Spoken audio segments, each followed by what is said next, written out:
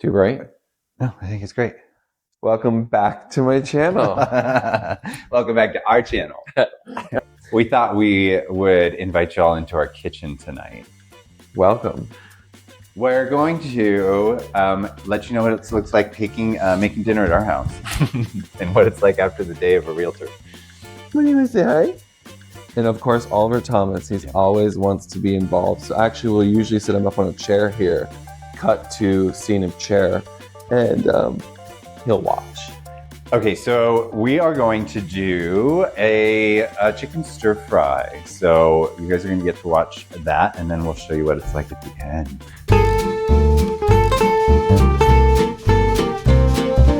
Why don't you start grabbing the veg? Okay, so tonight we are going to do a veggie and chicken. So we usually go and just buy a bunch of fresh veggies, a little cutting board, and we of course had to throw away the plastic cutting boards because, you know, microplastics, that's a thing. What did they say that like we eat enough plastic in a year to have like a credit card in our brain? I think that's, yeah, like some statistic. Scary. So here are all of our fresh veggies. So babe, what do you think the hardest thing about being a realtor is? Well, I guess I would see it as like the most challenging maybe. And I think that can be... What's the most challenging? Well, instead of it being the biggest like problem, I guess I would see it as like the biggest challenge. Challenge, okay. And I think that can be the sense of urgency that real estate has. You know, naturally you're on call. Right, which creates like this sort of like constant anxiety if you let it. Yeah, you just have to like set boundaries. Yeah, and you have to decide like what's actually important. Like, is this going to burn down today? Most things don't burn down in 24 hours. Right. Like maybe, and sometimes when you don't respond, things figure themselves out. Well, that's true. Totally, and shout out to everyone out there. HomeFound Paige is, you know, Paige and our team slay the house down. So, you know. Yeah, what made you bring that up? Well, just because they're so amazing and integral to this whole project, they're going to have to come on here and make dinner. So, if you're watching this, Paige, Maya, who's coming to make dinner next? Okay, who should do what? Okay, so what is the hardest thing for you, babe? I'm better at all of this than you. No, I'm asking you the question you asked me. Oh, sorry. I thought you asked me which veggie's the hardest to chop. You can see how we really do a lot of teamwork around who's going to do what. Mikey is definitely more of the drill master, but tonight's chicken, which I have more experience with. But you can prep the chicken. Prep the chicken.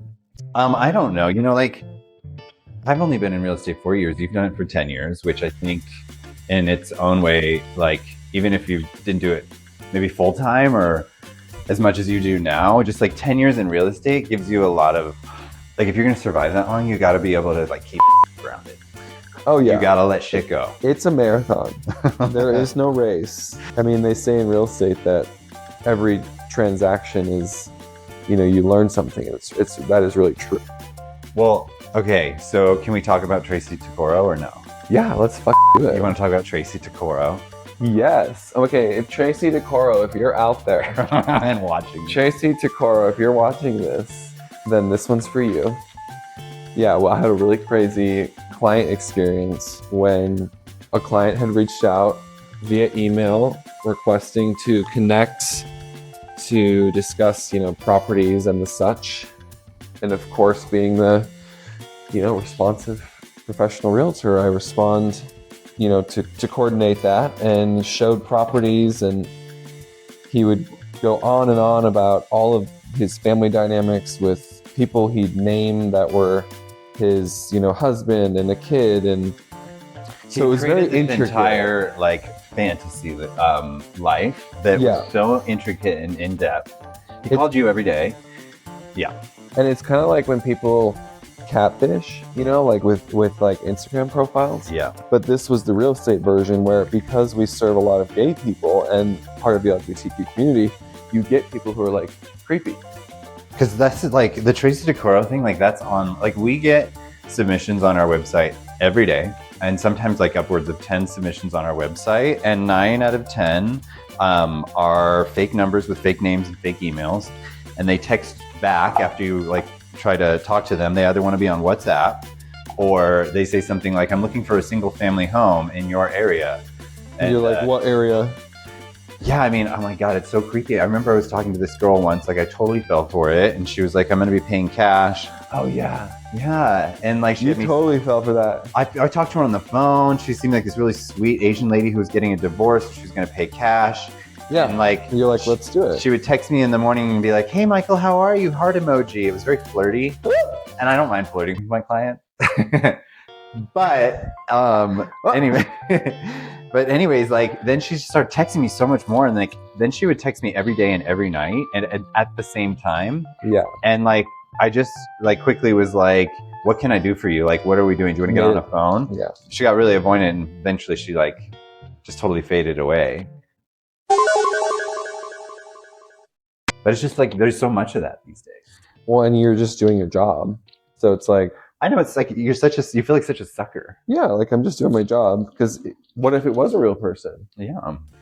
And sometimes when they have nothing else to do, they get good at it. Well, and I think I remember the day the Tracy Takoro thing happened, because you'd been talking to him for, I think, maybe a month or two. I don't know. It was actually quite a bit of time. Yeah. A month or two, he would call you and to email you and have you do all these research on properties. And then like, as the time was getting closer, he was like, "By the way, my parents are going to buy and my friend's going to buy." And he's like hyping you up. And there was a friend. Oh yeah. And then he had a fake phone number for the friend. Then there was a friend character that was introduced. It was a totally different number. That's right. So it was like, I mean, it wasn't like, and then I actually scheduled all these showings, and as a realtor, multi-million-dollar property. Yeah. When you're selling homes, at higher price points, of course, there are more hurdles to jump through when you're showing it. And so I lined all these up, and then, I sat in the front porch, and I realized as soon as like 1 minute passed, I was like, yep. Because if we spent this much time, they would be late. They'd be hanging out there. Yeah.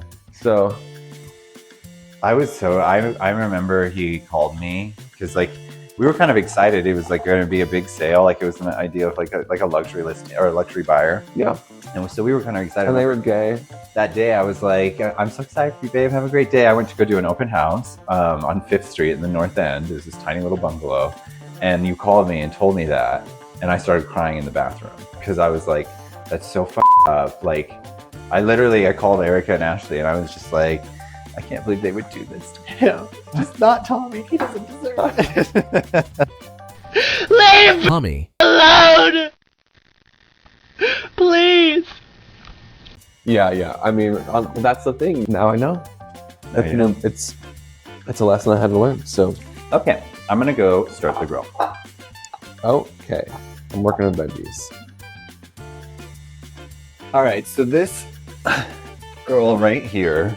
This is where there's many different brands, and they all kind of do the same thing. But the air fryer is the new microwave. It is actually one of the most useful kitchen tools I've ever. It is insane. I mean, and I think because you think of an air fryer and you think fried, like frozen French fries. Yeah. Which of course are amazing in there. But you can do like all these fresh vegetables are zapped for 10 minutes and they're amazing. Well, and we also like air fry stuff that doesn't have. Make sure you're on camera. Am I not? I don't know. Oh, you're not on camera. How long? The whole time. We should have checked that. Sorry, everyone. So, babe, if you weren't doing real estate, what job do you think you'd be doing? I wasn't doing real estate. Yeah. Well, real estate's all I've ever done. Exactly. Gotta want to have done. I mean, the nonprofit stuff keeps me busy in a different way that I find fulfilling. So that's the nonprofit world is surprisingly dramatic. It is, because so many voices that need to be heard. Yeah. And there's so many perspectives. And so I feel like you're giving people a voice for anything. Everyone needs to have that opportunity. So I think I would be doing definitely more of that. I also used to work at Nordstrom, and I would sell a bunch of designer women's shoes, like a bunch.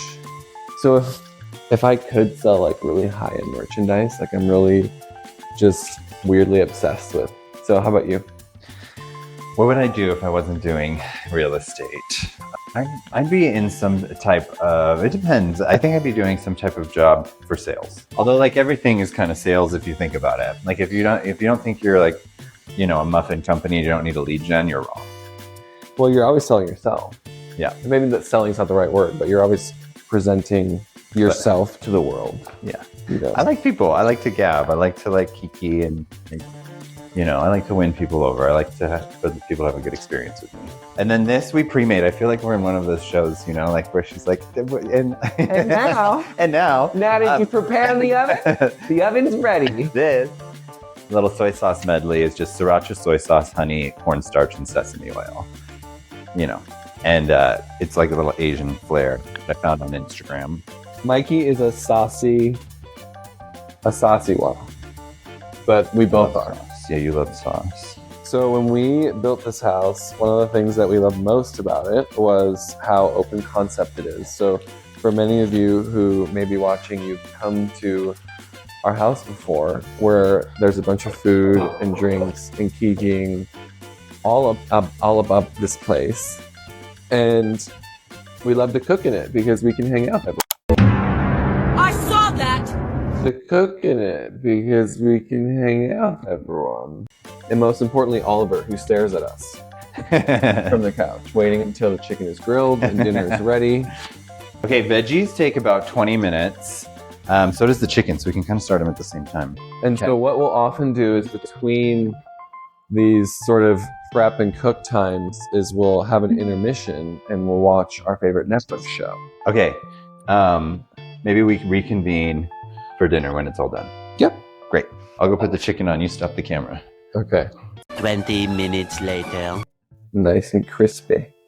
Colorful. Okay.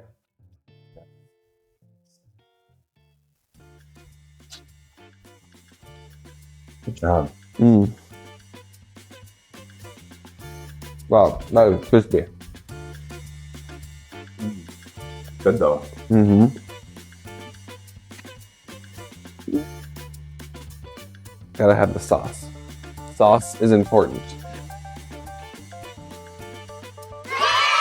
Voila!